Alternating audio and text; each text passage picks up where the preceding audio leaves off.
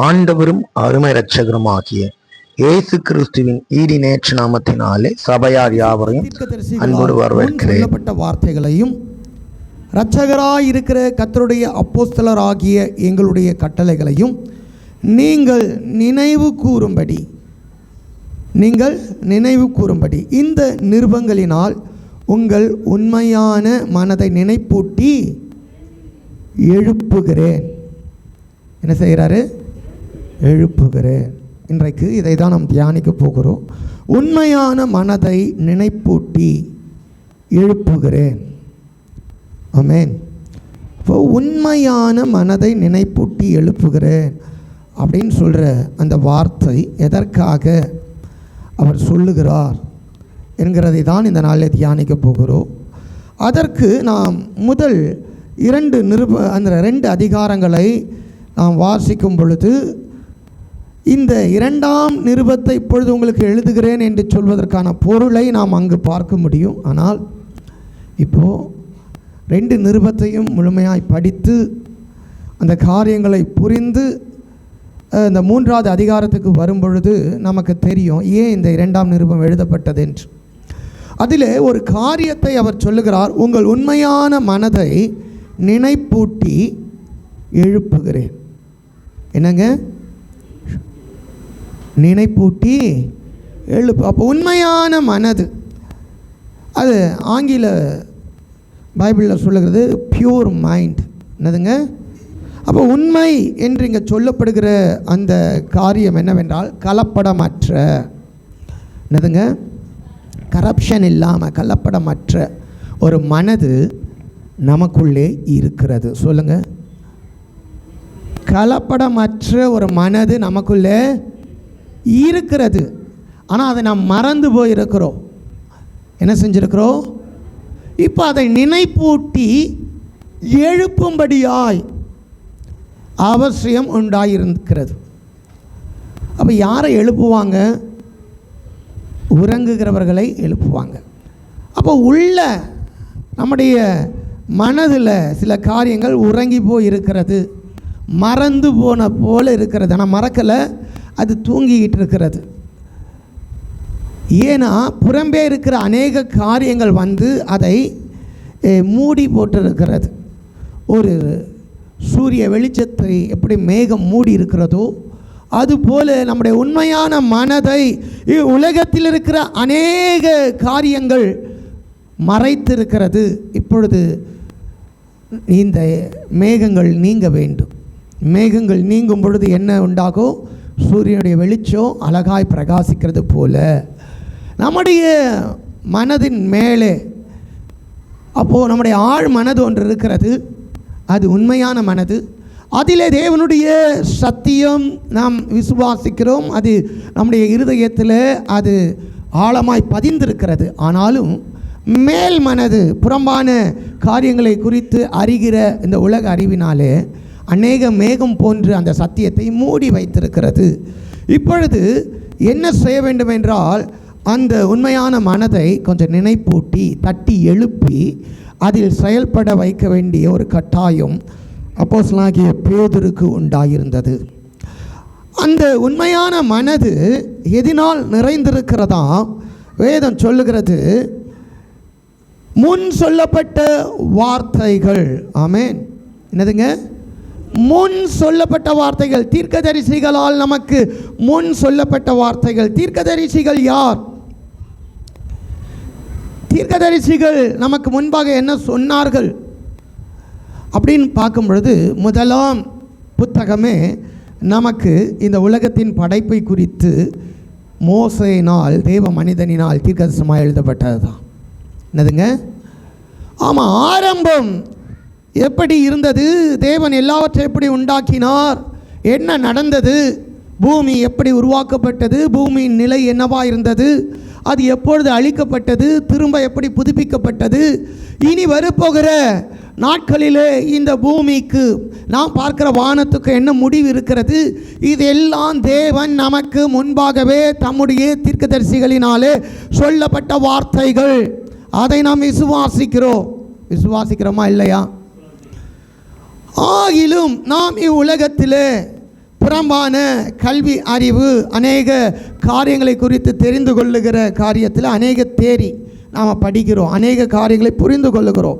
இவைகள் அந்த வேத வசனத்துக்கும் தேவனுடைய வார்த்தைக்கும் முரண்பாடாக வந்து மேகம் போன்று நம்முடைய ஆழ் மனதில் இருக்கிற அந்த உண்மையான மனதில் இருக்கிற தேவனுடைய வார்த்தை, அதன் மூலம் உண்டாகிற விசுவாசம், விசுவாசத்தினால் உண்டாகக்கூடிய நடக்கையை மூடி இருக்கிறது. என்ன இருக்கிறது? மூடி போட்டிருக்க. இப்பொழுது அந்த உண்மையான மனதை நினைப்பூட்டி எழுப்ப வேண்டிய அவசியம் சபைக்கு தேவையாயிருக்கிறது. ஆமென். இது இந்த கடைசி காலங்களில் மிக முக்கியமான காரியமாக இருக்கிறது. இன்றைக்கு அவசியமான ஒரு காரியமாக இருக்கிறது. நாம் இங்கு வந்திருக்கிறோம், நமக்குள் ஒரு காரியம் தெரிய வேண்டும். உண்மையான மனது ஒன்று எனக்கு இருக்கிறது. ஆமென். எத்தனை பேர் அதை நம்புகிறோம்? நமக்குள்ளே உண்மையான மனது ஒன்று இருக்கிறது. உண்மையான மனது அப்படின்னா சுத்தமான மனது. என்ன சுத்தம்? தேவனுடைய வார்த்தைகள் அது மகா பரிசுத்தம் உள்ளது. அது ஒன்றும் தவறானதல்ல, பிழையானதல்ல, அது ஒன்றுமே குறையானதல்ல. அது 100க்கு 100 அது உண்மையானது, சத்தியமானது, பிழையற்றது, மாசற்றது. அந்த வார்த்தை நமக்குள்ளே நம்முடைய மனதில் இருக்கிறது. ஆனால் நாம் அநேக வார்த்தைகளை இந்த உலகத்தில் கற்று தேரும் பொழுது இந்த வார்த்தைகள் கரை உள்ளது, இந்த வார்த்தைகள் பிழை உள்ளது, இது மனிதர்களால் கண்டுபிடிக்கப்பட்டது, இது உலகத்தை படைத்து தேவன் எல்லாவற்றையும் உண்டாக்கி அதற்கப்புறம் மனிதன் பிறந்து வளர்ந்த பொழுது மனிதன் இந்த உலகத்தை குறித்து கண்டுபிடித்த பல கண்டுபிடிப்புகள். மனிதன் எப்படி தோன்றினான், உலகம் எப்படி தோன்றியது, இப்பொழுது இருக்கிற உலகத்தினுடைய நிலை என்ன, இது எந்த பரிமாணம், இதெல்லாம் ஒரு மனிதன் இந்த உலகத்தில் எல்லாம் படைக்கப்பட்ட பிறகு பிறந்து அவன் தன் அறிவினாலே கண்டுபிடிக்கிறதா இருக்கிறது. இதை குறித்து ஒரு பரிசுத்தவான் பில்லி கிராம் என்ன சொல்லுகிறார் என்றால், மனிதன் உண்டான விதத்தை அறிவது எப்படி இருக்கிறது என்றால், ஒரு பெரிய அரசாங்கத்தில் ஒரு பெரிய அந்த ஒரு ராஜாவின் வீட்டு கேட் இருக்கும் மெயினில். அந்த கேட்டை ஒரு எறும்பு போய் திறக்க முடியுமா? ஒரு பெரிய கோட்டை சுவர், அதற்கு ஒரு பெரிய காவல் இருக்கிறது. அதை ஒரு எறும்பு போய் திறந்து அந்த கோட்டைக்குள்ளே போக முடியும் என்றால், மனுஷன் தான் பிறப்பதற்கு முன்பாக படைக்கப்பட்ட உலகத்தை அறிய முடியும். அது எவ்வளோ கடினமோ அப்படி தான். அப்போது இந்த உலகத்தின் படைப்பை குறித்தும் இந்த உலகத்தின் நிலவரத்தை குறித்தும் இனி சம்பவிக்க போகிறதை குறித்தும் நாம் அறிந்து கொள்ள வேண்டும் என்றால், தேவன் தம்முடைய ஆவியினால் நிரப்பப்பட்ட பரிசுத்த தீர்க்கதரிசிகளினாலே அவருடைய வார்த்தையை வெளிப்படுத்தி இருக்கிறார். பரிசுத்த அப்போஸ்தலர்களினாலே அந்த வார்த்தைக்கு நாம் கீழ்ப்படியும்படி கட்டளைகளை கொடுத்திருக்கிறார். அதற்கு நாம் கீழ்ப்படிய வேண்டும். அந்த வார்த்தைகள் தான் உண்மையானது, அதுதான் நம்முடைய மனதை நிரப்பியிருக்கிறது. அதனாலே உண்மையான மனது நமக்கு உண்டாயிருக்கிறதாமே. ஒருவன் பொய்யையே நினைத்து பொய்யையே தன் விசுவாசித்து பொய்யிலே வளர்ந்தால் அவன் உண்மையான மனுஷனாக இருக்க முடியாது. அவனுடைய மனது உண்மையான மனதாக இருக்க முடியாது. ஏன்னா அது தவறான ஒரு காரியத்தை அவன் தீர்மானித்திருக்கிறதுனாலே அது தவறான மனதாக தான் இருக்கும். அப்போது தேவனுடைய வார்த்தை அது சுத்தமானது, அதுதான் உண்மையானது. அதை ஒரு மனிதன் தன்னுடைய மனதில் தியானித்து அதை விசுவாசித்து அதை கை கொள்வான் என்றால் அவன் உண்மையான மனதுள்ளவனாக இருக்கிறான். ஆகிலும் அந்த மனது இப்பொழுது எப்படி இருக்குன்னா, அது கரப்டாக இருக்கிறது, அது கலப்படமாக்கப்பட்டு இருக்கிறது. அப்போ கலப்படமான ஒரு பொருளுக்கும் கலப்படம் இல்லாத பொருளுக்கோ எவ்வளோ வித்தியாசம் இருக்கிறது. அதுபோல் தேவ ஜனமாகிய நாம் இந்த உலகத்தினாலே உலக அறிவினாலே அநேக காரியங்களில் நாம் கலப்படமாக்கப்பட்டிருக்கிறோம். இப்போது நாம் என்ன செய்யணும்னா தெளிவடைய வேண்டாமே. இதற்கு வேதம் இன்னொரு வார்த்தை சொல்கிறது, சுத்த மனசாட்சி. என்னதுங்க? சுத்த மனசாட்சி. இப்பொழுது இந்த எதையெல்லாம் நினைப்பூட்டி எழுப்ப அவர் நினைக்கிறாராம், எதெல்லாம் நினைப்பூட்டி நாம் எழுப்பப்பட வேண்டும் என்றாலும் 3ஆம் வசனத்தை வாசிங்க. முதலாவது நீங்கள் அறிய வேண்டியது என்னவெனில், நாம் தெரிந்து கொள்ள வேண்டியது என்னவெனில், கடைசி நாட்களில் பரியாசக்காரர் வந்து தங்கள் சுய இச்சைகளின்படியே நடந்து, முதலாவது நினைப்பூட்டுகிறார். என்ன செய்கிறாரு? நினைப்பூட்டி எழுப்பும் பொழுது முதல்ல ஒரு பாயிண்ட் வைக்கிறார். கடைசி நாட்களில் பரியாசக்காரர் வந்து தங்கள் சுய இச்சைகளின்படியே நடப்பார்கள். இந்த கடைசி நாட்களில் பரியாசக்காரர்கள் வந்து தங்கள் சுய இச்சையின்படியே நடப்பார்கள். நடக்கட்டும், சபைக்கும் அதற்கும் என்ன சம்பந்தம் அப்படின்னு கேட்க தோணும். ஆனால் கீழே இருக்க வசனம் அதற்கு விடை தருகிறது. அவர் யார்? அவர் இயேசு வருவார் என்று வாக்குத்தத்தம் எங்கே? முதலாவது அந்த வாக்குத்தத்தம் அண்டர்லைன் பண்ணுறவங்க அண்டர்லைன் பண்ணலாம், கோடு வட்டம் போடுகிற வட்டம் போடலாம். வாக்குத்தத்தம், வாக்குத்தத்தம் எங்கே? வாசிங்க. பிதாக்கள் நித்திரை அடைந்த பின்பு சகலமோ எல்லாமே சிருஷ்டிப்பின் தோற்றம் முதல் உருவாக்கப்பட்ட அந்த நாள் முதல் இருந்த விதமாக இருக்கிறதே என்று சொல்வார்கள். இதான் முதலாவது நாமும் இதுக்குள்ளே மூழ்கி போகிற ஒரு காரியம். இது உலகம் தோன்றிய நாள் முதல் அது இருக்கிற வண்ணமாகவே இருக்கிறது, அதில் எந்த மாற்றமும் இல்லை என்று சொல்லுகிற ஒரு தேரியை மனிதன் ஏற்றுக்கொள்ளக்கூடியவனாக இருக்கிறான். ஆனால் அவனுடைய உண்மையான மனது கிறிஸ்துவுக்குள் தேவனுடைய வார்த்தையினாலே, தேவனுடைய சத்தியத்தை விசுவாசிப்பதினாலே அவனுக்கு உண்மையான ஒரு மனது உண்டாயிருக்கிறது. அந்த மனது இப்பொழுது தேவனுடைய சத்தியத்தை மறந்து இப்படி புறம்பாய் வருகிற வார்த்தைகளின் மீது கவனம் செலுத்தக்கூடியதாய் மாறிவிட்டது. இப்போ உலகத்தில் பரியாசக்காரர் வந்து தங்கள் சுய இச்சையின்படி நடந்தால் நமக்கு என்ன? ஒன்றுமில்லை. ஆனால் இந்த பரியாசக்காரரும் தங்கள் சுய இச்சையின்படி தங்கள் விருப்பத்தின்படி நடக்கிறவர்களும் எங்கே இருப்பார்கள் என்றால், உலகத்தில் இருந்து தோன்றுகிறவர்கள், அதை குறித்தல்ல, சபையிலிருந்து தோன்றுகிறவர்கள், ஆண்டவர் நாமத்தை தரித்து கொண்டவர்கள். யாருங்க?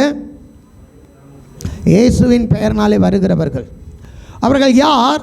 அதாவது பரியாசக்காரர்கள். பரியாசக்காரனா என்னன்னு தெரியுமா? பரியாசக்காரனா மற்றவங்களை பற்றி கேலி பேசுகிறவர்கள். என்ன செய்வாங்க? மற்றவங்களை பற்றி, யாரை குறித்து, எதை குறித்து அப்படின்னா, இந்த வேத சத்தியத்தில் தேவனுடைய வாக்குத்தத்தங்களை போதிக்கிறவர்கள், தேவனுடைய தீர்க்கதரிசனமான வார்த்தைகளை போதிக்கிறவர்கள், கர்த்தருடைய நியாய தீர்ப்பை குறித்தும் கர்த்தருடைய வருகையை குறித்தும் இந்த பூமியில் தேவனுடைய எச்சரிப்பை குறித்தும் பேசுகிறவர்களை பரியாசம் பண்ணுகிறவர்கள். பரியாசம் பண்ணுவாங்க, கேலி பண்ணுவாங்க.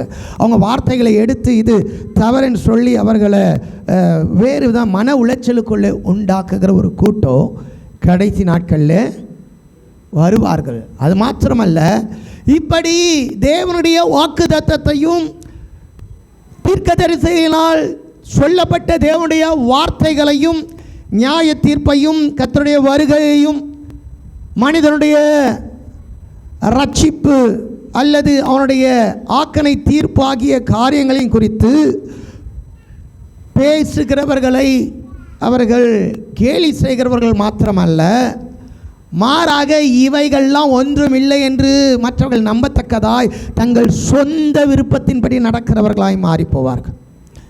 சுய இச்சையின்படி நடக்கிறவர்களாய் மாறி போவார்கள்.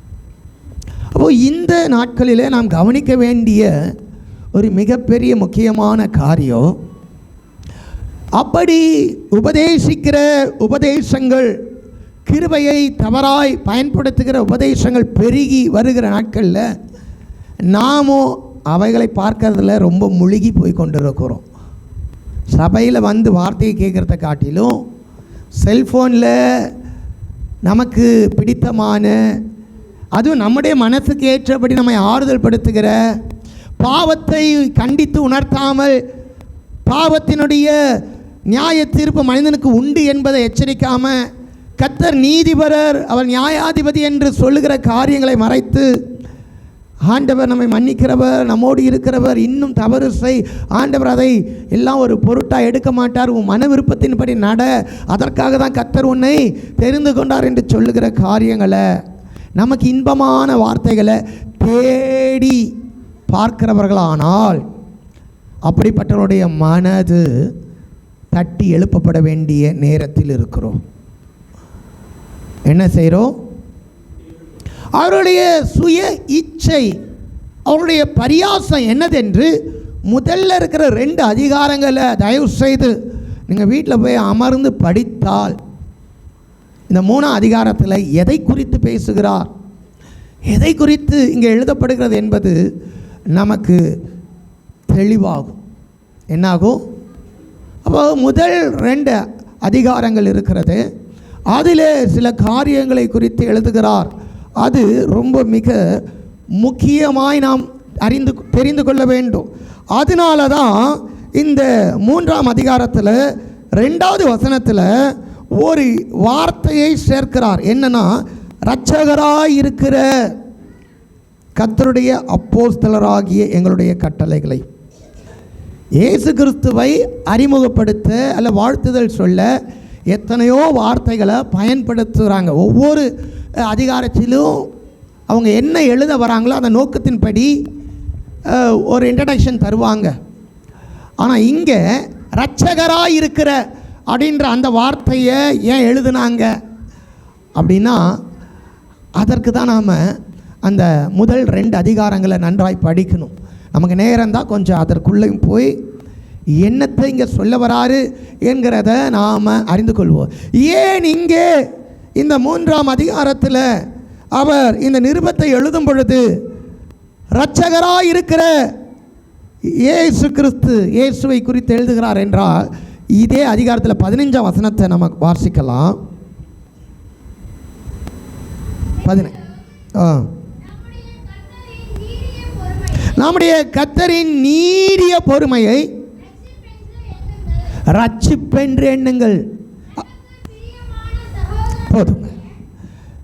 இங்கே ஏன் தொடங்கும் பொழுது இரட்சகராகிய இயேசு அப்படின்ற அந்த காரியத்தை முன்னாடி வைத்தாரு அப்படின்னா, அப்போ முதல்ல இருக்கிற 2 அதிகாரங்கள் நாம் படிக்கும் பொழுது பரியாசக்காரர்களும் தங்கள் சுய இச்சையின்படி நடக்கிறவர்களும் தேவனுக்கு விரோதமானவர்கள், அவர்கள் தேவ பக்தி அற்றவர்கள்.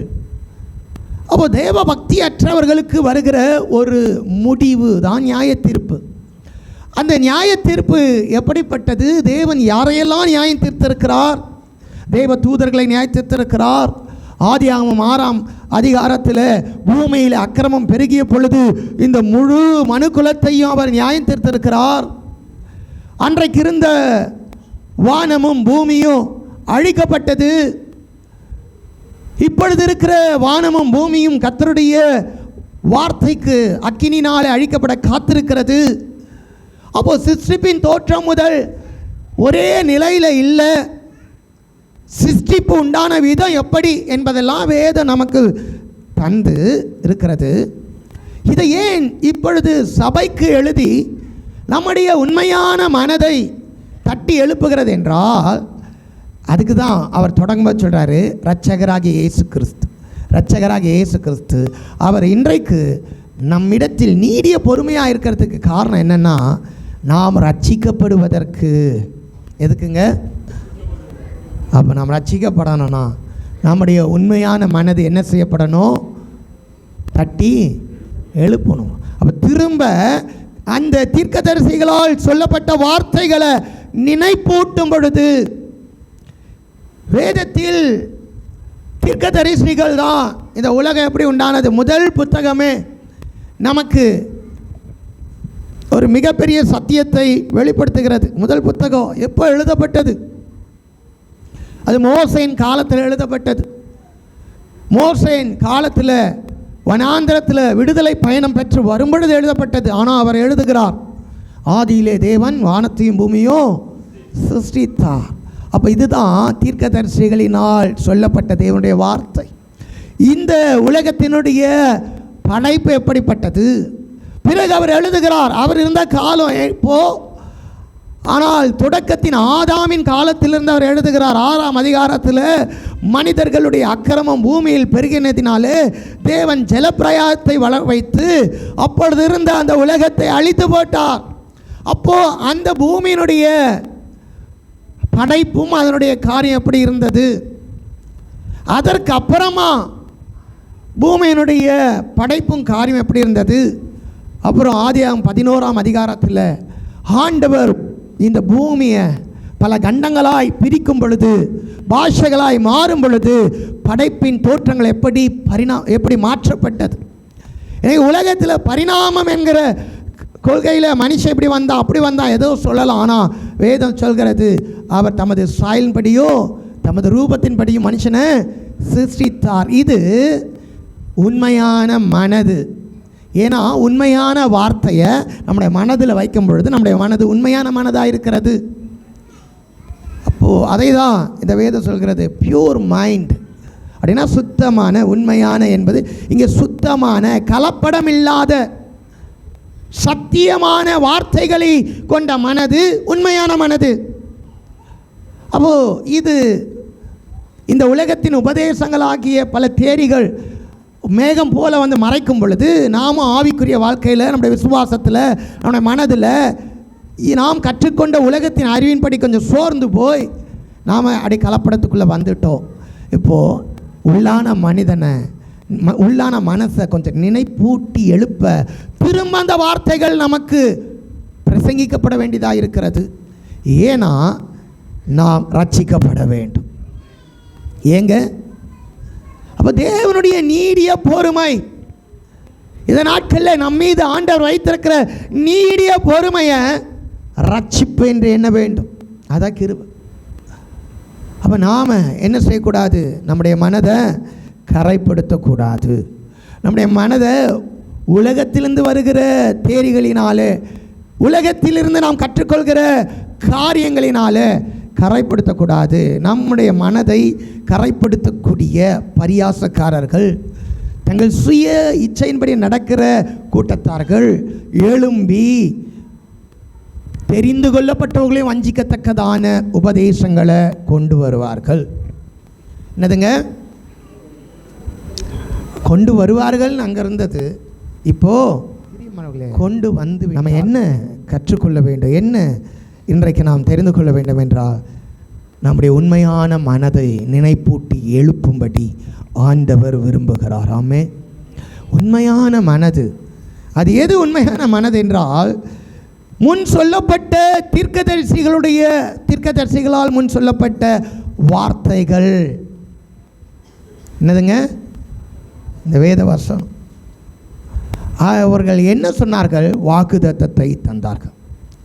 யோபின் புத்தகத்தில் வாசிக்கும் போது அவரை சொல்கிறாரு, பூமி உருண்டையின் மீது என் மீட்பர் நிற்பார், அவர் உயிரோடு இருக்கார், நான் அவரை என் சொந்த கண்களால் காண்பேன், அவர் வருவார், இப்பொழுதல்ல தூரமாய் வருவார்.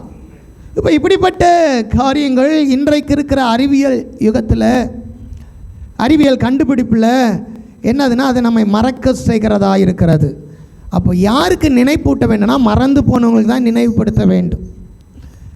இன்றைக்கி இருக்கிற பிஸியான வாழ்க்கையில், வேலையில், குடும்பத்தில், படிப்பில், இன்னும் அநேக காரியங்களில் நாம் ரொம்ப என்ன ஆகிட்டோம், நேரம் இல்லை, சர்ச்சைக்கு வரத்துக்கே நேரம் இல்லை, அப்புறம் எங்கே வேதத்தை தனித்து தியானிக்க நேரம் இருக்க போகிறது. அப்படிப்பட்ட ஒரு பரபரப்பான சூழ்நிலையில் நாம் சத்திய வார்த்தைகளை மறந்து போயிருக்கிறோம். அதை நினைப்பூட்ட வேண்டும். மறந்து போயிருக்கிற நிலையில் என்ன நடக்கும்னா, யார் என்ன சொன்னாலும் அது நமக்கு வேத வாக்காய் தோன்றி அதை பின்பற்றுகிறவர்களாய் மாறிப்போய் விடுவோம். அதனால தான் பாவம் கிரியை செய்கிறது, பாவம் கிரியை செய்கிறது. ஆனால் ஆண்டவர் பாவம் பெருகின இடத்துல தம்முடைய கிருபையை வெளிப்படுத்தினார் என்று எழுக்கிறது போல, அவர் நீடிய பொறுமையோடு இருப்பது எதற்கென்றால் நம்முடைய ரட்சிப்புக்கு, எதற்கென்றால் நம்முடைய ரட்சிப்புக்கு. அதனால தான் இரட்சகராகிய என்று அங்கே தொடங்குகிறது. காரணம், அவர் நமக்கு ரட்சிப்பை தர விரும்புகிறார். அப்போது இந்த நாளிலே நாம் எப்படி செயல்பட வேண்டும், நாம் எப்படி காணப்பட வேண்டும் என்றால், இந்த 3ஆம் அதிகாரத்தில் திரும்ப ஒரு விசை நாம் நினைவுபடுத்தி கொள்ளலாம். வாக்குத்தத்தம் எங்கே? என்ன வாக்குத்தத்தம்? அவர் வருவார் என்கிற வாக்குத்தத்தம் எங்கே? உலகத்தில் புதிய வானம் புதிய பூமி உண்டாகும் என்று சொன்னீர்களே, அப்படியெல்லாம் எந்த மாற்றமும் இல்லையே. உலகம் உண்டான நாள் முதல் அது அப்படியே இருக்கிறது என்று சொல்லும் பொழுது நமக்கு தெரியணும், ஜலத்திலிருந்து தோன்றி ஜலத்தினாலே அழிந்த ஒரு பூமி இருந்தது. என்னதுங்க? ஆமாம், அந்த பூமி அழிக்கப்பட்டது. பிறகு தேவன் வேறொரு அந்த பூமியை சீர்படுத்தினார். அதுவும் கொஞ்ச காலமாக இருந்தது. பிறகு இந்த பூமியை அவர் கண்டங்களாய் பிரித்தார். இதெல்லாம் பைபிள் நமக்கு சொல்லித்தருது. இது தீர்க்கதரிசியினால் சொல்லப்பட்ட கர்த்தருடைய வார்த்தை.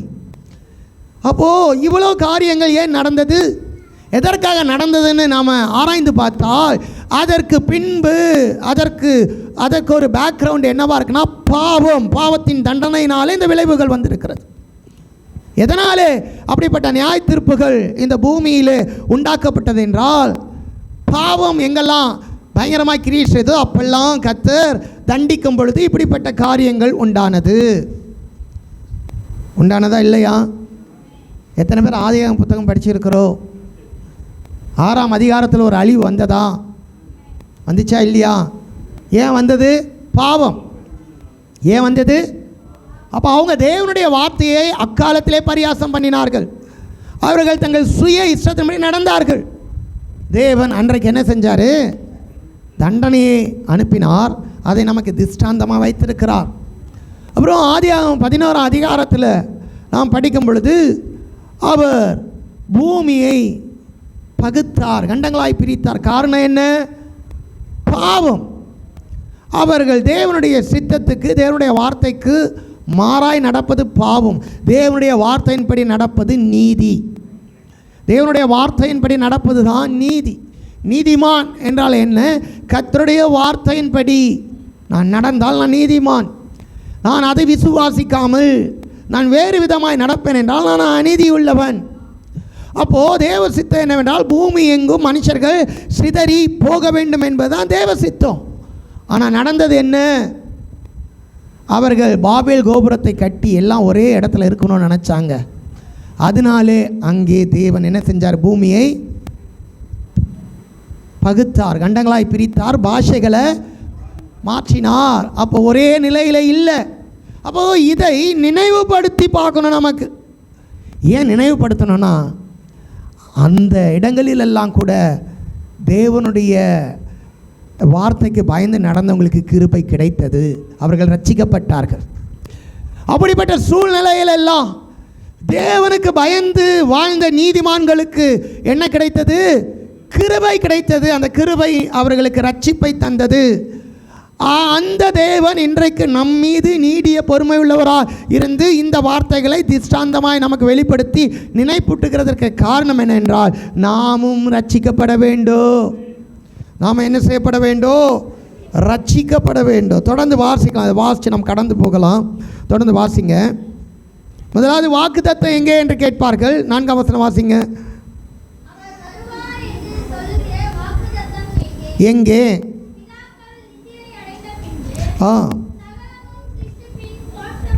தோற்றம் முதல்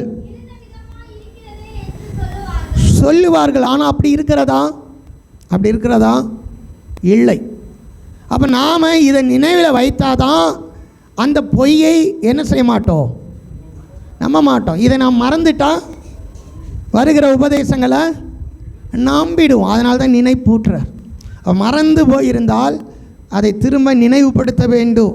அந்த நினைவுபடுத்துவதினாலே உண்மையான மனம் நமக்குள்ளே எழும்பும். அப்போ உண்மையான வார்த்தைகளினால் நிறைக்கப்பட்ட மனம் என்ன செய்யணும்? தேவனை மகிமைப்படுத்துகிற ஒரு வாழ்வை நம்முடைய வாழ்க்கையில் வெளிப்படுத்தும். அப்போ நம்ம எழுப்ப வேண்டியதாக இருக்கிறது. தூங்குகிறவனை எழுப்பது போல நம்முடைய மனதில் இருக்கிற உண்மையான சத்தியத்தை தட்டி எழுப்ப வேண்டிய நிலையில் நாம் தள்ளப்பட்டிருக்கிறோம். வாசிங்க, தொடர்ந்து வாசிங்க. வானங்களும்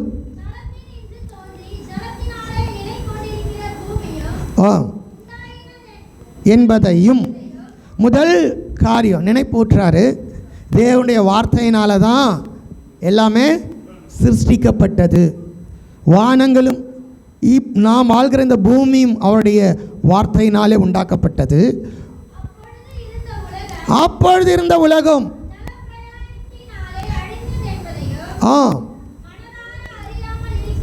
மனதார அறியாமல் இருக்கிறார்கள். நீங்களும் நானும் என்ன செய்யணும்? அப்பொழுது இருந்த உலகம் அழிக்கப்பட்டது. ஏன் அழிக்கப்பட்டது?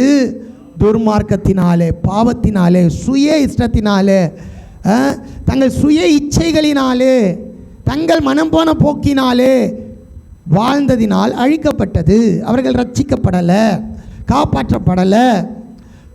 அப்போ அழிக்கப்பட்டது என்பதை அவர்கள் மறந்தார்கள். நாம் மறக்கக்கூடாது, நாம் நினைவில் கொண்டு வர இப்போ நினைப்பூட்டி எழுதப்பட்டிருக்கிறது. வாசிங்க தொடர்ந்து. இப்பொழுது இருக்கிற வானங்களும் பூமியும் எந்த வார்த்தையினாலே உண்டாக்கப்பட்ட? அந்த வார்த்தையினாலேயே அக்கினிக்கு இரையாக வைக்கப்பட்டு தேவ பக்தி இல்லாதவர்கள் நியாயம் தீர்க்கப்பட்டு அழிந்து போகும் நாள் வரைக்கும் காக்கப்பட்டிருக்கிறது. இதையும் நாம் அறியணும். இப்பொழுது இருக்கிற வானங்களும் பூமியும் அந்த வார்த்தையினாலே, எந்த வார்த்தையினாலே உண்டாக்கப்பட்ட? அந்த வார்த்தையினால், தேவனுடைய வார்த்தையினால் தானே உண்டாச்சு. அவருடைய வார்த்தையினாலேயே அக்கினிக்கு இரையாக்க போகிறது. இதுதான் சத்தியம். இதை நாம் நம்முடைய ஆவிக்குரிய அறிவிலும் அல்லது உலக அறிவிலும் நம்முடைய அறிவில், நம்முடைய மனதில் கொண்டு போய் வைப்போமானால் உண்மையான மனதுள்ளவர்கள், சுத்த மனசாட்சி உள்ளவர்களாய் வாழ முடியும். அப்போது வேதம் சொல்லுகிறது, 8 வாசிங்க. பிரியமானவர்களே, ஒரு நாள் 1000 வருஷம் போலவும் 1000 வருஷம் ஒரு நாள் போலவும்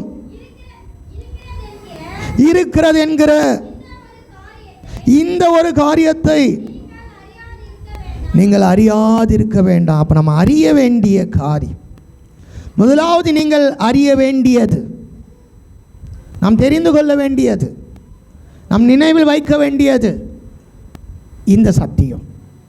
என்னதுங்க? இந்த சத்தியத்தை நாம் மனதில் உண்மையாய் நிறைத்திருந்தால் நாம் தேவ பக்தி உள்ளவர்களாய் பூமியில் வாழ முடியும். ஏன் தேவ பக்தி இல்லாதவர்களாய் மாறி போகிறோம்? ஏன் சுய இஷ்டத்தின்படி நாம் கடந்து போகிறோம்? கடைசி நாட்களில் அப்படிப்பட்ட காரியங்கள் நடக்கும், அப்படிப்பட்ட ஆவிகள் கிரியை செய்யும், அப்படிப்பட்ட சுபாவம் இருக்கும். ஏன்னா பிசாசு தனக்கு கொஞ்சம் காலம்தான் கொடுக்கப்பட்டுள்ளது என்பதை அறிந்து அவன் கிரச்சிக்கிற சிங்கத்தை போல் எவனை வஞ்சிக்கலாமோ என்று வகை தேடி சுற்றி அலைகிறான். நாம் அந்த வலையில் போகாமல் இருக்க நாம் என்ன செய்யணும்னா, நம்முடைய உண்மையான மனதை நினைப்பூட்டி நம்மையே நாம் எழுப்பிக்கொள்ளணும். நாம் மனதில் வைக்க வேண்டிய காரியம் இதுவாக இருக்கிறது.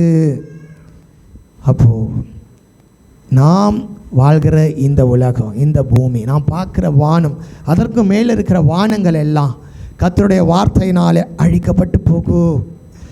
இவ்வளோ பெரிய நியாய தீர்ப்பு இருக்கிற வேளையில் எப்படி அழிக்கப்படுமா? 10ஆம் வசனம் சொல்கிறது, கர்த்தருடைய நாள் இரவிலே திருடன் வருகிற விதமாய் வரும். அப்பொழுது வானங்கள் மடமடவென்று அகன்று போகும், பூதங்கள் வெந்து உருகி போகும், பூமியும் அதிலுள்ள கிரியைகளும் எரிந்து அழிந்து போகும். கர்த்தருடைய நாள் எப்படி இருக்குமா? எப்போ வருமா? அப்போ நைட்டில் தான் வருவார்னு நினச்சிட்டோமோ? திருடன் எப்போ வருவான்? இரவில் வரும். அப்படின்னா என்ன? நம்மளாம் அலாட்டாக இல்லாதப்போ வருவான். நம்மலாம் விழித்துட்டு இருக்கும்போது வரமாட்டான். இப்போ நம்ம கண்ணை அசைகிறோம், அப்போ தான் வருவான். அதுபோல் நாம் இந்த சத்தியத்தை மறந்து, உலகம் இந்த சத்தியத்தை மறந்து அவருடைய வருகையை மறுதலித்து, அவர் வர இன்னும் காலம் செல்லும், அப்படிப்பட்ட உபதேசம் வந்துச்சு. என்ன அப்படிப்பட்ட உபதேசம்னா, தேவனுடைய பிள்ளைகள் இந்த பூமியில் எப்படி இருக்கணும், ராஜாக்களை போல வாழ்ந்து செழித்து எல்லாம் கிடச்சி எல்லாம் வாழ்ந்த பிறகு தான் ஆண்டவர் வருவார். அப்படி ஒரு போதனை வந்து விட்டது. ஏன்னா வெறும் ரட்சிப்பு மட்டும் போதுமா, பரலோகத்துக்கு போயிட்டா போதுமா? இந்த பூமியில் ஆண்டவருடைய பிள்ளை எப்படி இருக்கணும், நல்ல அது வரையும் ஆண்டவர் வரமாட்டார். அதையும் தாண்டி ஆண்டவருடைய வருகைன்னு ஒன்றும் இல்லை, இந்த பூமியிலே நாம் சாகாமல் இருப்போம். எதுங்க, அவ்வளோதான். இந்த பூமி ஆண்டவர் எழுத்தின்படி திரும்ப வருவதல்ல. அவர் எப்பயோ நமக்குள்ளே வந்துட்டார், ஆவியானவராய் வந்திருக்கிறார். அது சொல்லலை, அவர் நமக்குள்ளே பரிசுத்த ஆவியானவருக்குள் வாசம் செய்கிறார். ஆனால் அவருடைய பகிரங்க வருகை அப்படிலாம் ஒன்றும் இல்லை. இந்த பூமியில் நம்ம ரட்சிக்கப்பட்டோம், அவ்வளோதான். இங்கேயே நமக்கு என்ன இல்லை, மரணம் இல்லை, இப்படி தான் வாழ்வோம் அப்படின்னு அதையும் தாண்டி உபதேசங்கள் கடந்து போய்கிட்டு இருக்கிறது. இதெல்லாம் எதை குறிக்கிறது என்றால், நம் சுய இச்சையின்படி, நம் மன விருப்பத்தின்படி இந்த பூமியில் வாழ்ந்து நம்முடைய மனதும் சரீரமும் விரும்புகிறதையெல்லாம் நிறைவேற்றுவதற்கு ஒரு லைசன்ஸாக மாறுது. அப்படி நம்மை மாற்றிவிட்டது. அப்போது தேவனுடைய நியாய தீர்ப்பு எப்படிப்பட்டது? அப்போது தேவனுடைய வருகை குறித்தும் அவருடைய நியாய தீர்ப்பை குறித்தும் முதலாவது நாம் அறிந்திருக்க வேண்டும். நாம் எவைகளை அறிய வேண்டும்? முதலாவது நீங்கள் இவைகளை அறிய வேண்டும் என்று விரும்புகிறேன்னு சொல்லி எதை அறிய வேண்டும் என்றால் அவருடைய வருகையை நாம் அறிய வேண்டாமே. நாம் இதை அறிந்திருக்க வேண்டும். நாம் அறிய வேண்டிய காரியம் இதுதான். ஆண்டவர் கொஞ்சம் தாமதிக்கிறார். இங்கே ஒரு நாள் 1000 வருஷம் போலவும் 1000 வருஷம் ஒரு நாள் போலவும் என்று எழுதப்பட்டிருக்கிறது. அதுக்காக 1000 வருஷம் அல்ல, இங்கே சொல்லப்பட்டது ஒரு யுகம். யுகம் என்றால் தேவன் தம்முடைய சித்தத்தில் ஒரு காரியத்தை செய்து முடித்து கொள்ள எடுக்கிற கால அளவு. என்னதுங்க? ஆமாம், அது ஷார்ட்டாகவும் இருக்கும், ரொம்ப லாங்காகவும் இருக்கும். அப்போது அப்படி வேதத்தில் 8 யுகங்களாக இந்த வேதம் நமக்கு பிரித்து காரியங்களை நமக்கு தந்திருக்கிறது.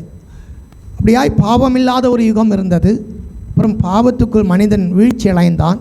அப்புறம் மனசாட்சியின் யுகம் இருந்தது. அதுக்கப்புறம் விசுவாசம் என்று ஆபிரகாம் காலத்தில் வந்தது.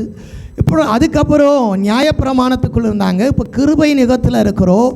இனி வரப்போகிற ஒரு யுகம் இருக்கிறது, அது ஆண்டவரோட 1000 வருஷ அரசாட்சி. இப்படி தேவன் தம்முடைய சித்தத்தின்படி ஒரு காரியத்தை செய்து முடிக்க எடுத்துக்கொள்ளப்படுகிற கால அளவு தான் ஒரு யுகம். அதை தான் இங்கே நாள் என்று குறித்திருக்கிறார்கள். அப்போ அது 1000 யுகத்தை போன்று பெருசாகவும் இருக்கலாம், அல்ல ஷார்ட்டாகவும் இருக்கலாம். கர்த்தருடைய வருகை எப்படின்னு சொல்ல முடியாது.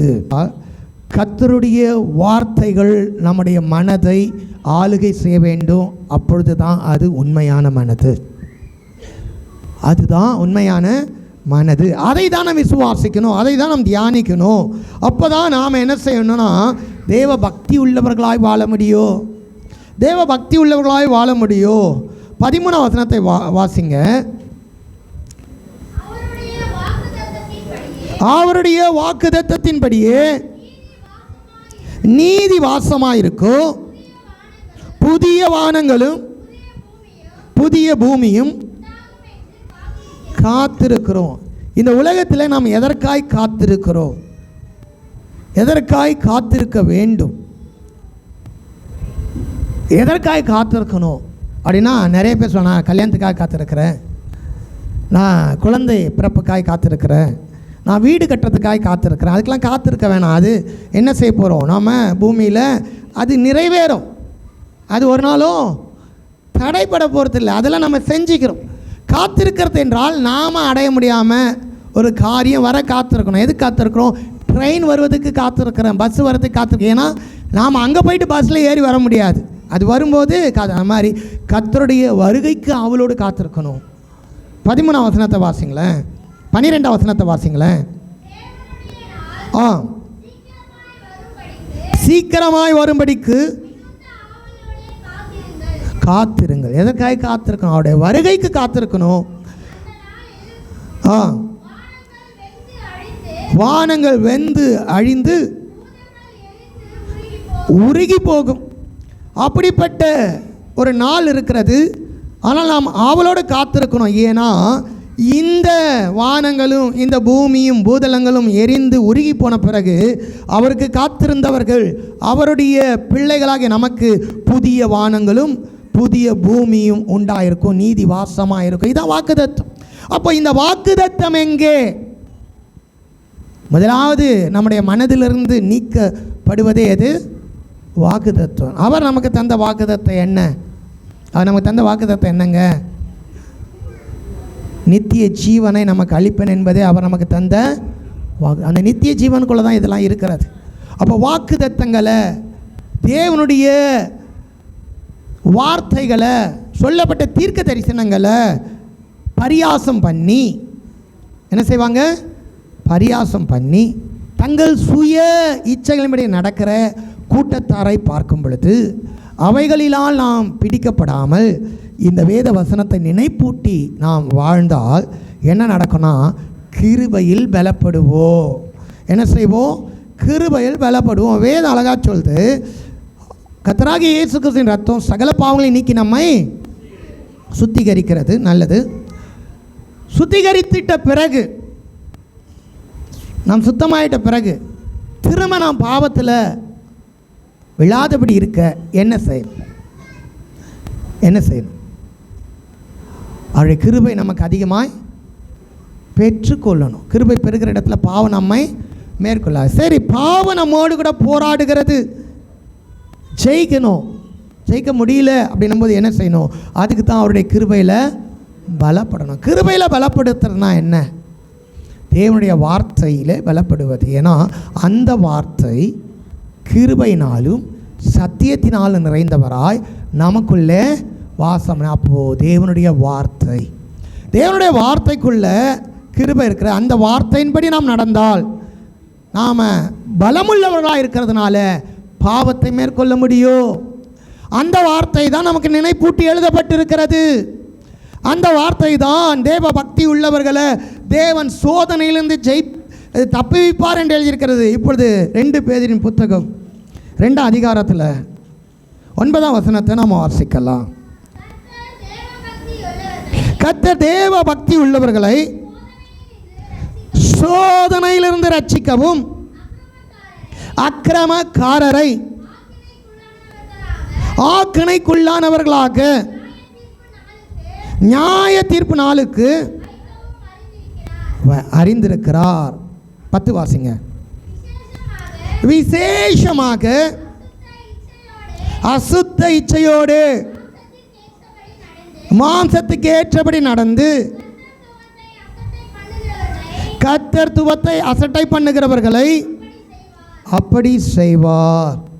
பிரியமானவர்களே, இந்த ரட்சிப்பு, நீடிய பொறுமை எதற்காக, ஏன் இந்த காரியங்களை நினைப்பூட்டுகிறார் என்றால், இந்த முதல் அதிகாரத்திலிருந்து 2ஆம் அதிகாரத்துக்குள்ள ஒரு காரியங்களை ஆண்டவர் வெளிப்படுத்தியிருக்கிறார். அது என்னவென்றால், பாவம் செய்கிறவர்களுக்கு ஒரு தண்டனை, தேவ பக்தி உள்ளவர்கள் அந்த பாவத்திலிருந்து எப்படி காப்பாற்றப்பட முடியும், இந்த காரியத்தை எழுதி 3ஆம் அதிகாரத்தில் இப்படியெல்லாம் தேவன் செயல்பட்டிருக்கிறார். எனவே நீங்களும் தேவ பக்தி உள்ளவர்களாக இருங்கள், அவருடைய வருகைக்கு காத்திருங்கள், அவருடைய வார்த்தையாகிய வாக்குத்தத்தத்தை உங்கள் முழு இருதயத்தில் முழு மனதோடு கூட அதை வைத்து கொள்ளுங்கள். அதிலே சந்தேகங்களை, அதிலே குறைகளை, அதை மாசுபடுத்துகிற அல்லது அதனுடைய வலிமையை குறைக்கத்தக்கதான அநேக உபதேசங்களுக்கு செவி கொடாதிருங்கள் என்று இங்கே சொல்லியிருக்கிறார். அப்போ இந்த 2 அதிகாரங்களிலும் எதை குறித்து எழுதியிருக்கிறார்னா, மாம்சீக பாவத்தை குறித்து, காம விகாரத்தை குறித்து, எப்படியெல்லாம் பாவம் உலகத்தில் வந்து தேவ சித்தத்துக்கு மாறாக தங்கள் சுய இச்சையின்படி நடந்தார்கள், அவர்கள் எப்படி அழிக்கப்பட்டார்கள், தேவ பக்தி உள்ளவர்கள் எப்படி காப்பாற்றப்பட்டார்கள், இன்னும் அவரை காப்பாற்ற வல்லவர் என்பதை குறித்து தான் இங்கே எழுதியிருக்கிறது. அந்த 9ஆம் வசனத்தில் திரும்ப வாசிக்கலாம்.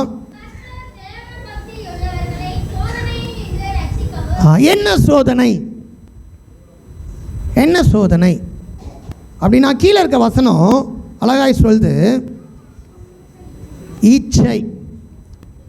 இங்கே சோதனை, சோதனை என்ற அந்த வார்த்தை நம்ம அநேக காரியங்களை புரிந்து கொள்ளலாம். ஆங்கில வேதத்தில் அது டெம்டேஷன், பாலியலுக்குரிய, மாம்சத்துக்குரிய அந்த சோதனை என்று எழுதியிருக்கிறது. இங்கே நாம் வாசித்தாலும் புரிஞ்சுக்கலாம். ஏன்னா பாவம் செய்த தேவ தூதர்களையும், அப்புறம் அந்த நோவாவின் நாட்களில் இருந்த மனிதர்கள் செய்த அந்த காம விகாரங்களையும், லோத்தின் நாட்களில் நடந்த பொல்லாத பாவமாகிய அந்த விபச்சாரங்களையும் தேவன் என்ன செய்தாராம்? அப்படிப்பட்ட ஜனங்களை நியாயம் தீர்த்தார். தேவ பக்தி உள்ளவனாகி அந்த லோத்து அதிலிருந்து காப்பாற்றப்பட்டார் என்கிற காரியம் இங்கே எழுதியிருக்கிறது. அப்படி என்றால் இங்கே சொல்லுகிற இந்த சோதனை என்னன்னா, நம்முடைய மனசில், நம்முடைய சிந்தையில் அல்லது நம்முடைய சரீரத்தில் உலகத்திலிருந்து கற்றுக்கொள்ளுகிற காரியத்தினால் எழும்புகிற அந்த டெம்டேஷன், அதை நாம் என்ன செய்யணும்? எப்படி கையாளுவது, எப்படி ஜெயிப்பது? இப்போது இதே புத்தகத்தில் ஒரு வசனம் இருக்கிறது. 7ஆம் வசனம் வாசிங்க. அக்கிரமக்காரருக்குள். யார் அக்கிரமக்காரர்? சோதேம் குமாரா என்னும் பட்டணங்கள், அதில் வாழ்ந்த ஜனங்கள், அவங்க அக்கிரமக்காரர். அவங்களுடைய பாவம் என்னன்னு நமக்கு தெரியும். மேலே 5ஆம் வசனம் சொல்லுது, பூர்வ உலகத்தையும் தப்ப விடாமல் நீதியை பிரசங்கித்தவனாகிய நோவா முதலான 8 பேரை காப்பாற்றி அவபக்தி உள்ளவர்களை இந்த உலகத்தின் மேல் ஜலப்பிரவாகத்தை வர பண்ணி. நோவாவின் நாட்களில் வாழ்ந்த மக்கள் தேவனுடைய சித்தத்துக்கும் தேவனுடைய உடன்படிக்கைக்கும் மாறான திருமண உறவு பாவத்தில் இருந்த ஜனங்கள். அதற்கு மேலே 4ஆம் வசனம் அந்த நோவாவின் ஜனங்களோடு கூட தொடர்புடையதாக இருக்கிறது. பாவம் செய்த தூதர்களை தேவன் தப்ப விடாமல் நரகத்தில் தள்ளி இருக்கிறார். அப்போது இப்படிப்பட்ட காரியங்கள், இவங்க தான் அக்கிரமக்காரர். இது என்ன? தேவனுடைய வார்த்தையை மனதில் வைத்து அதன்படி நடந்தால் உண்மை உள்ள மனது, உண்மை உள்ள மனது. அது யாருக்கு இருந்ததுன்னா, நோவாக்கு இருந்தது, லோத்துக்கு இருந்தது. அப்போ தேவனுடைய வார்த்தை என்ன சொல்கிறது? தேவன் மனிதனை ஆணும் பெண்ணுமாய் படைத்தார். அவர்தான் குடும்ப உறவை ஏற்படுத்தினார். ஒருவனுக்கு ஒருத்தி என்று படைத்தார். இந்த உறவு தேவனால் காக்கப்பட வேண்டும். இந்த பாவம், இதற்கு மீறுதலாய் செய்கிற பாவியை ஆண்டவர் நியாயம் தீர்ப்பார். எபேசிய புத்தகம் 13ஆம் அதிகாரம் 5ஆம் வசனம் நினைக்கிறேன். அதிலும் இது குறித்து ஒரு கட்டளை இருக்கிறது. இது எபிரேயர் 13:4. விவாகம் யாவருக்குள்ளும் கனமுள்ளதாயும் விவாக மஞ்சம் அசூசிப்படாதிருப்பதுமாக வேசி கல்லறையும் விபச்சாரக்காரரையும் தேவன் இந்த நியாய தீர்ப்பு தான் இந்த இடத்துல நம்ம வாசித்தது எல்லாமே. நோவாய் நாட்கள், சோதேம் குமாரா பட்டணத்து ஜனங்கள், லோத்தி நாட்களில் உண்டான காரியம். அப்போது இவர்களை தான் வேதம் அவபக்தி உள்ளவர்கள் என்று சொல்லுகிறது.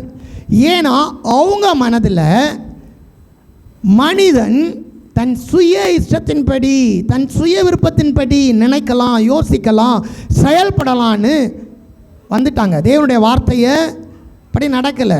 நோவாக்கு ஏன் நீதிமான் என்று அங்கே நீதிமான் ஆகிய நோவா என்று எழுதியிருக்குன்னா, அவன் கர்த்தருடைய வார்த்தையை நம்பி அதை தன் மனதில் வைத்து அதன்படி நடந்தான்.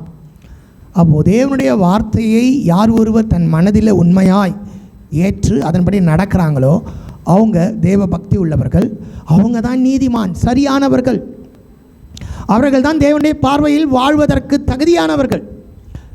ஆனால் தேவன் உண்டாக்கின சட்டத்தையும் தேவன் உண்டாக்கின சிஸ்டத்தையும் மாற்றி இங்கே கரைப்படுத்துகிறவர்களாய் இருக்கும் பொழுது வேதம் சொல்வது தேவனே நியாயம் தீர்க்கிறார்.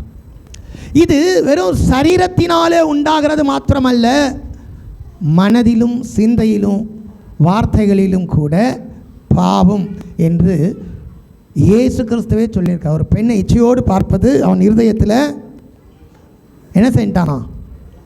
இப்போ இதெல்லாம் திருமணத்துக்கு முன்பு வாலிப பிள்ளைகளுக்குள்ள எப்படி சிந்தையில் வருது, மனதில் வருது, வார்த்தையில் வருது, செயல்லையும் சிலர் எல்லைகள் மீறி போகக்கூடிய காரியங்களும் ஆகுதுன்னா, இந்த வேதத்தில் உள்ள வார்த்தைகளை நினைப்பூட்டாமல் உலகத்திலிருந்து வருகிற வார்த்தைகள், நம்முடைய கையில் இருக்கிற உலகம் சொல்லித் தருகிற, காண்பிக்கிற, நம்முடைய கண்களுக்கு நம்முடைய செவிகளுக்கு விருந்தளிக்கிற எத்தனையோ ரீல்ஸ், எத்தனையோ காரியங்கள், எத்தனையோ படங்கள், எத்தனையோ உலக காரியங்கள். நம்முடைய நண்பர், நம்முடைய தோழி, நம்முடைய தெரிஞ்சவங்க, நமக்கு வேண்டியப்பட்டவங்க, அவங்க எப்படி பார் இப்படி ஜோடியாக போய் எப்படி ஃபோட்டோ எடுத்து எப்படிலாம் பண்ணியிருக்காங்க, நமக்கு எப்படி இருந்தால் எப்படி இருக்கும், அப்படி ஒரு எண்ணம் கற்றுக்கொள்ளுகிறோம். இது என்ன செய்கிறது என்றால், சூரியனை மேகங்கள் எப்படி மறைத்து பூமியிலே இருளாக்குகிறது, அதுபோல தேவனுடைய வார்த்தையை மறந்து அல்லது அதை கொஞ்சம் அப்படியே மூடத்தக்கதாய் வெளியிலிருந்து நிறைய நம்முடைய பார்வைக்கு இன்பமாக இருக்குது. ஏதேன் தோட்டத்தில் சர்ப்பத்தினுடைய வார்த்தை செவிக்கு இன்பமாக இருந்தது போல, தன்னுடைய மனதுக்கு ஏற்றதாக இருந்தது போல, இப்படி நடந்தால் நல்லா இருக்கும் நினச்சது போல இன்னைக்கு உலகம் நம்மை இழுத்து கொண்டிருக்கிறது. அதனாலே நீங்களும் நானும் தேவ பக்தி அற்றவர்களாய் மாறிப்போகிறோம். தேவனுடைய நியாய தீர்ப்புக்கு ஏதுவானவர்களாக இருக்கிறோம்.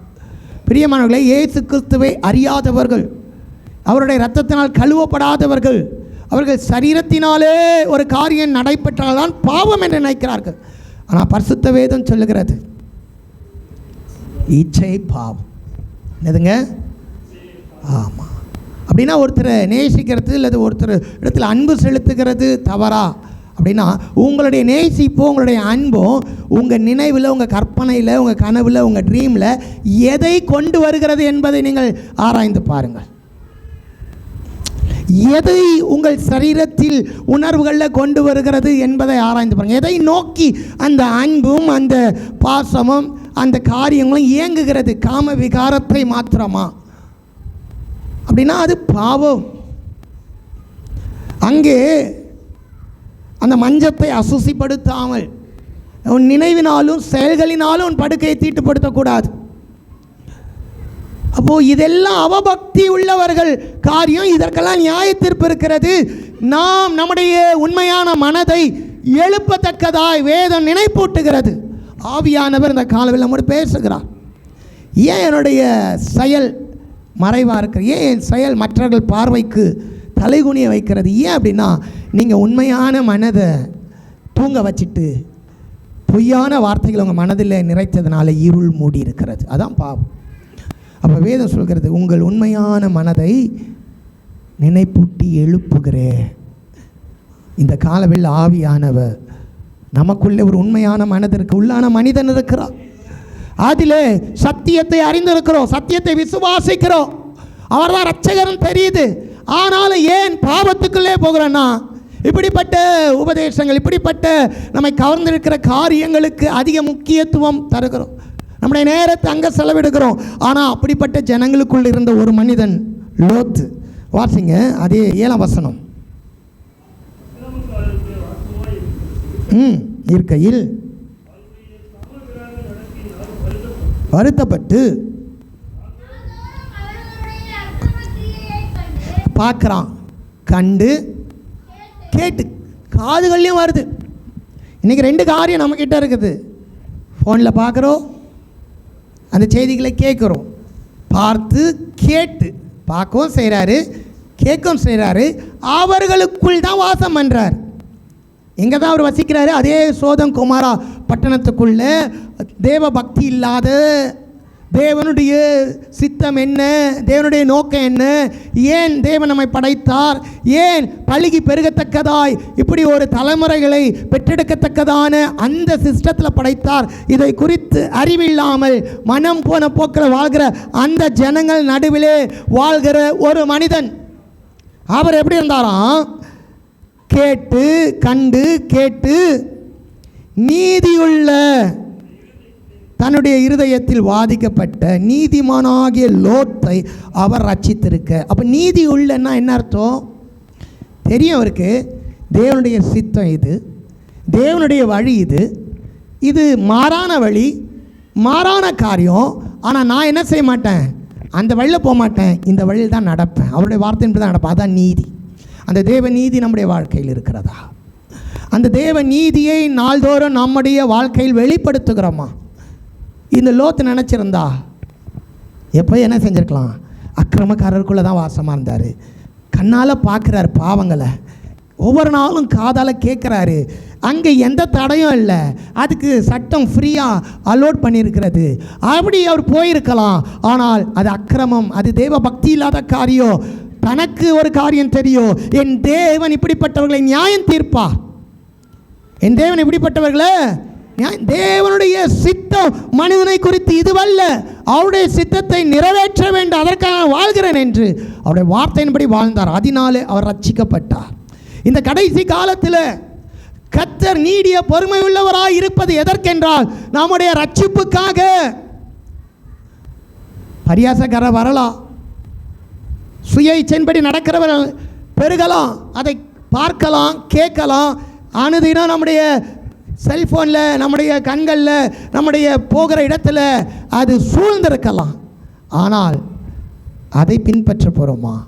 தேவனுடைய வார்த்தையின்படி வாழ நம்ம ஒப்பு கொடுப்போமா? தேவனுடைய வார்த்தையின்படி வாழ்ந்தால் நீதிமான், அவன் ரட்சிக்கப்படுவான். பாருங்க, அந்த வார்த்தையின்படி வாழ அவர் சமூகத்தில் வருகிறோமே, அப்போ தான் கிருபையில் பலப்பட முடியும். அப்போ ஒரு காலத்தில் ரட்சிக்கப்பட்டேன், ஒரு காலத்தில் பாவத்துக்காய் வருந்தினேன், ஒரு காலத்தில் நான் அறிக்கை செய்தேன், ஆனால் நாட்கள் ஆக ஆக திரும்ப நான் பலவீனப்படுகிறேன் என்றால் காரணம் என்னென்னா, உனக்கு கொடுக்கப்பட்ட கிருபையை போக்கடிக்கிற யோனா என்கிற ஒரு மனிதன் இருந்தான். அவனுக்கு கர்த்தருடைய வார்த்தை வந்தது. அந்த வார்த்தையின்படி அவர் நினிவே போனால் அவர் நீதிமான். அந்த வார்த்தை அவருக்கு, உன்னுடைய வேலை இதுதான்பா, உன்னை உண்டாக்கின நோக்கம் இதுதான், உன்னை கொண்டு நிறைவேற வேண்டியது என்னுடைய சித்தம் இதுதான், தெளிவாய் அவருக்கு எழுதி தரப்பட்டாயிற்று. அவருக்கு வார்த்தை உண்டாகிவிட்டது. அவர் அதன்படி செய்திருந்தார், அவர் நீதிமான். அவர் என்ன செஞ்சார்? தன் சுய விருப்பத்தின்படி போக ஆரம்பித்தார். அதனாலே அவர் ஒன்று தெரிந்து கொண்டார், நான் கிருபையை போக்கடித்து விட்டேன். அப்போது கிருபையில் பலப்படுவது என்றால் என்னன்னா, ஆண்டவருடைய சமூகத்தில் அமர்ந்து அனுதினம் நம்மை ரட்சித்த அந்த கிறிஸ்துவுக்குள், அவருடைய வார்த்தைக்குள் நாம் இணைந்து வாழ ஒப்பு கொடுக்கிறோமே, அதுதான் கிருபையில் பலப்படுவது. அப்போ கிருபையை பெற்ற நாம் கிருபையில் பலப்படணும்னா அவருடைய வார்த்தைக்கு செவி கொடுக்கணும், அவர் சமூகத்தில் இருக்கணும். அப்படி இல்லைன்னா நம்ம கிருபையை போக்கடிக்கும் பொழுது பாவத்தில் தான் விழுவோம். திரும்ப திரும்ப எதை விட்டு விட்டோமோ அதை தான் தொடருவோம். அப்போது நாம் இன்னைக்கு ஒரு முடிவு எடுக்க வேண்டும், கர்த்தராகிய இயேசு கிறிஸ்துவின் கிருபையில் பலப்பட வேண்டும். 2 தீமோத்தேயு 2:1 சொல்லுகிறது, கர்த்தராகிய இயேசு கிறிஸ்துவில் உள்ள கிருபையில் பலப்பட வேண்டும்.